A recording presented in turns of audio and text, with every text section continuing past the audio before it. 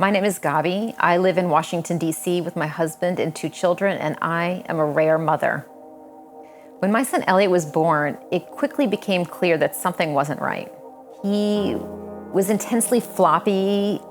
We weren't noticing any eye contact, and he was having these awkward movements, and we wondered, could these be seizures?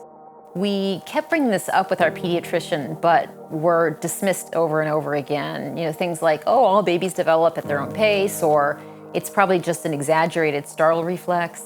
But I was in this new moms group, and every time we met, I could really see that Elliot kept falling further and further behind. Initially, I was just so frustrated because we just kept being invalidated, and I knew something wasn't right. But then it really turned more to fear. I was so scared that we were missing something, and I just didn't have any information to work with. After this 15-month-long marathon of waiting for a diagnosis, we got the call that there was something in the test. And when we went in, we were told that it's this extremely rare pediatric epilepsy, and there was nothing that they could do. What became clear to us is that in rare disease, a diagnosis is not an answer, it's not the finish line. It was just the beginning.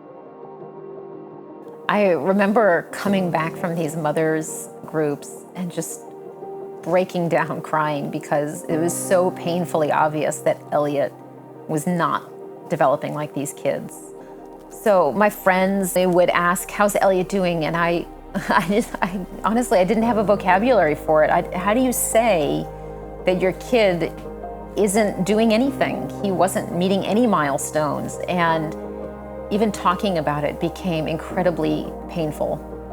When I think back on this now, what really stands out is just the constant loss and mourning for what we thought life was going to be and what we thought we were going to share with Elliot.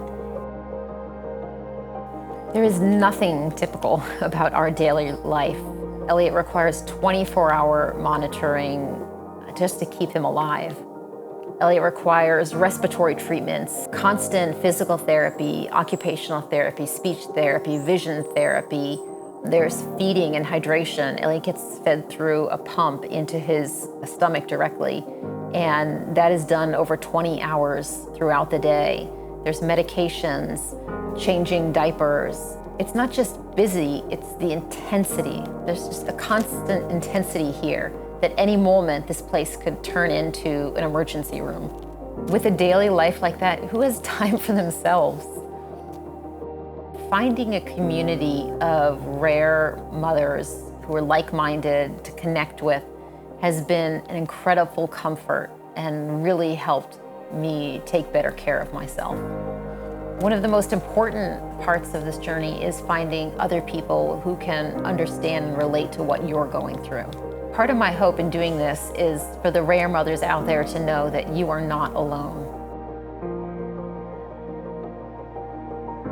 All humans need personal connection and emotional support, but rare mothers more than most. Rare mothers give all they have, heart, body, mind, and soul. Yet they're the least likely to seek help for themselves. Angel Aid believes in uplifting the whole family by caring for the caregivers. To all the rare mothers around the world, you are not alone. We see you.